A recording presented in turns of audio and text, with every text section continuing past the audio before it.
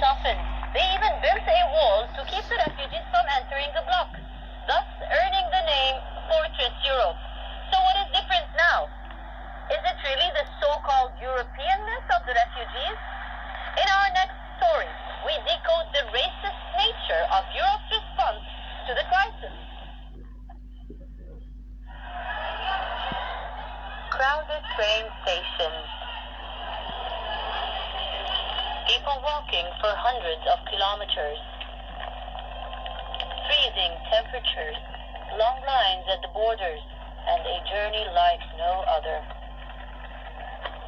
Millions are fleeing Ukraine to escape the war.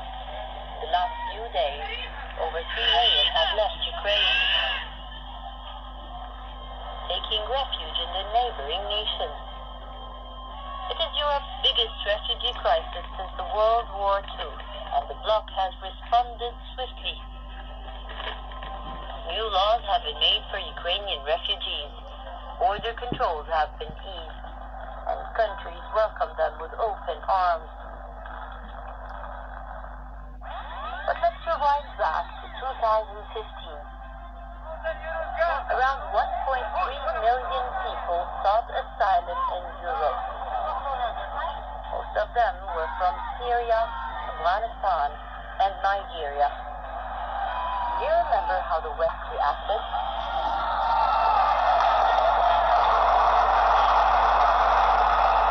They shut their borders.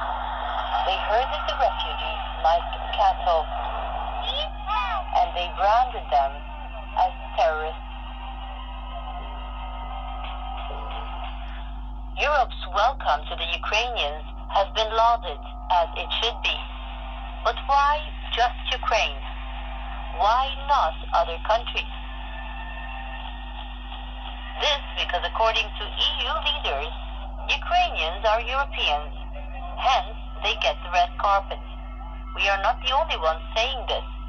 The Western media is full of such racist reportage. It's very emotional for me because I see European people with blue eyes and blonde hair being killed. These are not refugees from Syria. These are Christians, they're white, they're very similar. This is not a developing third world nation. This is Europe.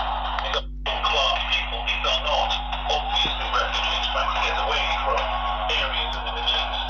Like Iraq or Afghanistan, this is a relatively civilized, relatively European city where you wouldn't expect that or hope that it's going to happen.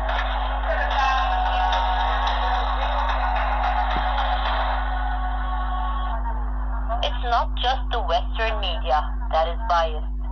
It is the West itself. When Europeans are affected, the war must be stopped. When people in West Asia or Africa are affected, it is a war for liberation, for freedom. Their lives are dispensable. Here's what the Bulgarian Prime Minister said about the refugees. Quote, "These people are intelligent, they are educated people. This is not the refugee wave we have been used to. People we were not sure about their identity. People with unclear pasts, who could have been even terrorists." Rhetoric of Europe is selective. Their idea of war is biased. When they wage on, it is for liberation and democracy. When others do it, it is a crime. But the point here is, war is bad no matter what.